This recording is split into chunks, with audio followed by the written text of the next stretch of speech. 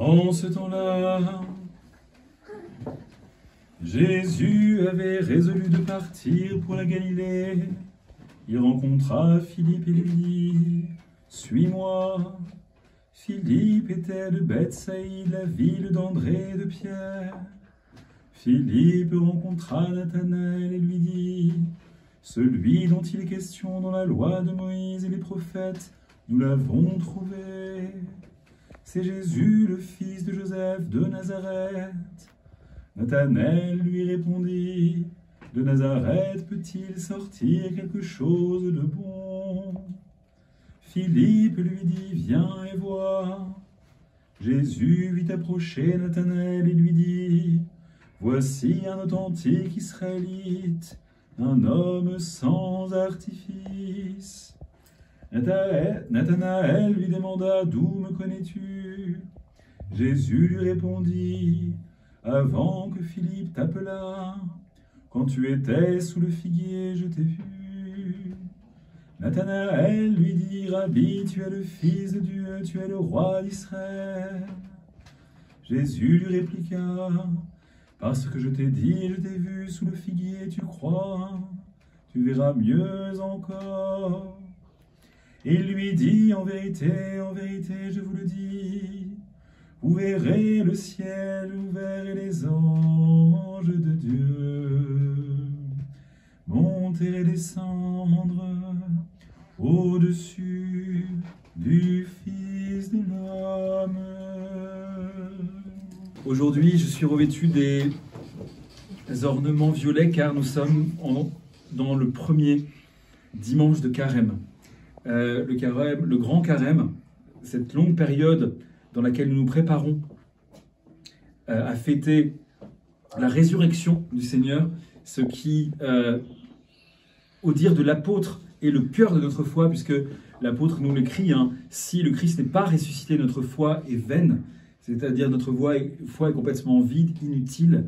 C'est la résurrection du Christ qui renouvelle, qui achève de renouveler notre nature que le Christ a pris sur lui, qu'il a nettoyé par son sang, et qu'il renouvelle, qui ressuscite, qui restaure à cet état d'immortalité qui lui était promis avant la chute dans le jardin d'Éden. Eh bien, cette période de Carême, nous venons d'entendre tout à l'heure cet évangile qui est celui dans lequel, au début de l'évangile de Saint Marc, Nathanaël va rencontrer le Christ pour la première fois. Nathanaël qui est, selon le dire du Christ, un juif sans fraude, un juif authentique, un Israélite sans malice et véritablement pieux. Et ainsi, on peut voir que dès qu'il lui a dit qu'il l'a vu sous le figuier, il le reconnaît comme le Fils de Dieu, le roi d'Israël. C'est très étonnant cette mention parce qu'il y a une sorte d'allusion qui n'est pas extrêmement claire. Certains pensent que sous le figuier veut dire que c'était lorsqu'il était en train d'étudier, que c'était une sorte de métaphore à l'époque dans le peuple d'Israël pour dire celui qui est à l'ombre de la loi, en fait, et que ce qu'il comprend, Nathanaël, lorsque le Christ lui dit ça, c'est que le Christ le connaît depuis qu'il a commencé d'étudier la loi de Moïse, d'étudier les textes prophétiques et d'avoir le cœur enthousiasmé par le fait qu'il savait, il sentait, il pressentait que le Messie allait arriver. Et c'est la raison pour laquelle, lorsque, avec enthousiasme, ses camarades lui parlent de ce Jésus qui vient de Nazareth, il répond, mais que peut-il venir de bon de Nazareth, puisque il sait que le Messie doit naître à Bethléem, parce que précisément Nathanaël connaît extrêmement bien les Écritures, il connaît extrêmement bien les prophéties, et il découvrira par la suite que ce Jésus de Nazareth est bien né à Bethléem selon la prophétie, mais simplement pour les raisons de persécution que la famille a subies. Ils ont dû se déplacer vers Nazareth. Dans l'épître que nous avons entendu également, saint Paul récapitule les anciens dans l'Ancien Testament, et notamment les prophètes qui ont eu à subir le martyre, en disant qu'ils ont donné leur vie pour Dieu. Et il fait ce récapitulatif que nous avons entendu tout à l'heure, de tous les justes de l'Ancien Testament, de tous les prophètes de l'Ancien Testament qui ont eu à subir les coups, qui ont eu à subir la persécution, qui ont été torturés, qui ont été tués. Et l'Église nous fait entendre cette épître en ce début de carême pour que nous nous rappelions que cette ascèse qu'elle nous demande, ce jeûne, mais surtout ce retournement, cette conversion intérieure véritable qu'elle nous demande, elle est pour la louange de Dieu et elle est une forme de martyre aussi à notre échelle. Bien sûr, Dieu ne prend pas plaisir à la souffrance. Et lorsque j'entendais cet épître qu'on connaît très très bien, je me disais, il ne faudrait pas que les gens croient en tout cas que la raison pour laquelle tous les justes, ou quasiment, ont toujours été persécutés, c'est que Dieu aime la persécution. Non, c'est parce que nous sommes, depuis le péché originel, depuis que la rébellion aussi des anges, nous sommes sur terre, dans un territoire occupé. C'est notre patrie originelle que le Seigneur avait voulu pour nous, avait créé pour nous, qui en fait est occupée par l'ennemi. En tant que chrétien, en tant que véritable chrétien orthodoxe, ce que nous sommes, c'est des résistants. Nous sommes dans un pays où les troupes de l'ennemi sont partout, où ceux qui sont au checkpoint, ceux qui vérifient les papiers, ceux qui sont susceptibles d'appliquer leurs lois, en fait, ce sont les puissances de l'adversaire. Et c'est la raison pour laquelle, finalement, lorsque on atteint une proximité avec Dieu, lorsque l'on atteint un niveau de sainteté, de bonté que Dieu nous donne par sa grâce, par son Esprit Saint, eh bien nous sommes forcément reconnus par ces autorités de la terre, par le prince de ce monde et tous ses sbires, comme un danger et comme un traître à cette loi du mal qui règne ici-bas. C'est la raison pour laquelle, finalement, il est fréquent et quasiment systématique que les chrétiens soient persécutés, non pas parce que Dieu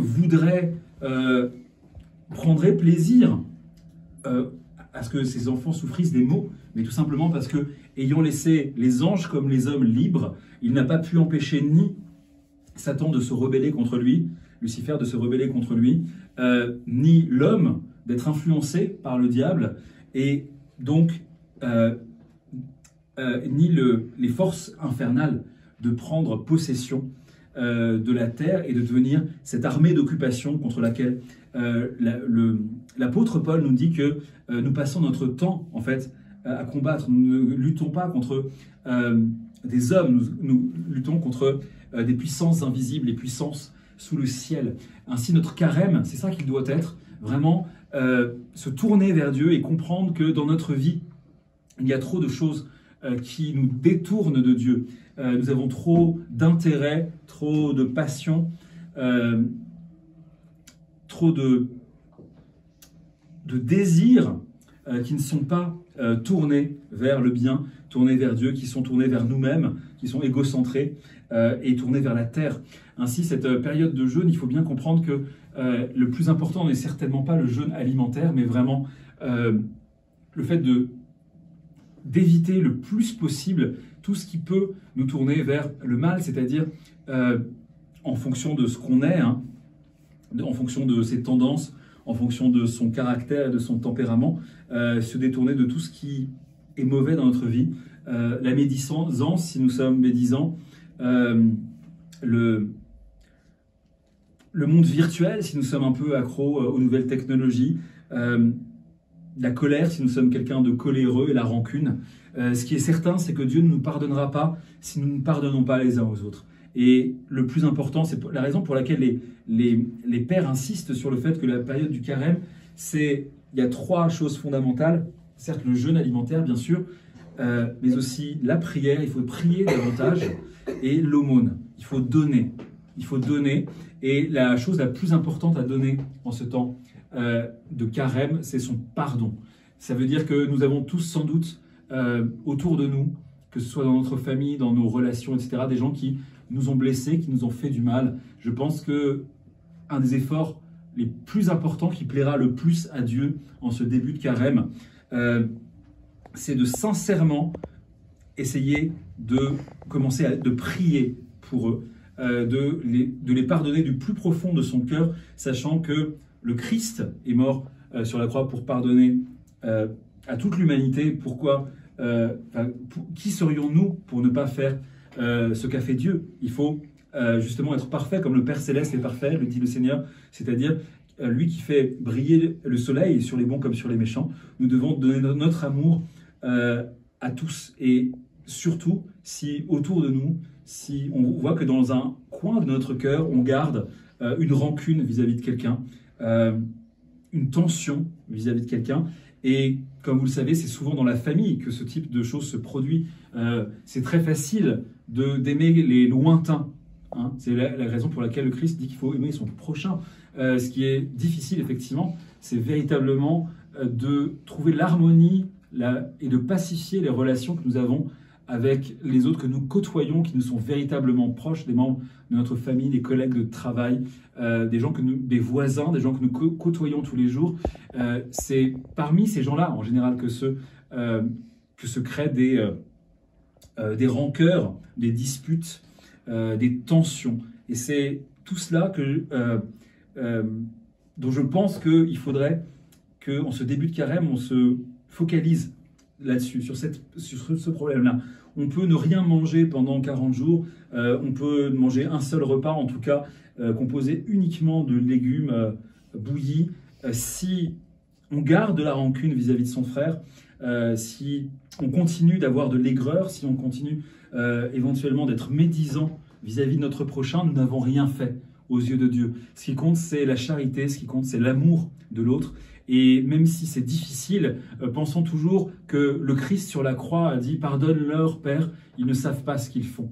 Alors qu'il venait d'être torturé, il venait d'être raillé, il venait d'être humilié, lui qui était l'auteur, le Tout-Puissant, il se retrouvait ainsi visiblement impuissant, lui qui est infini, il se trouvait dans la finitude la plus terrible.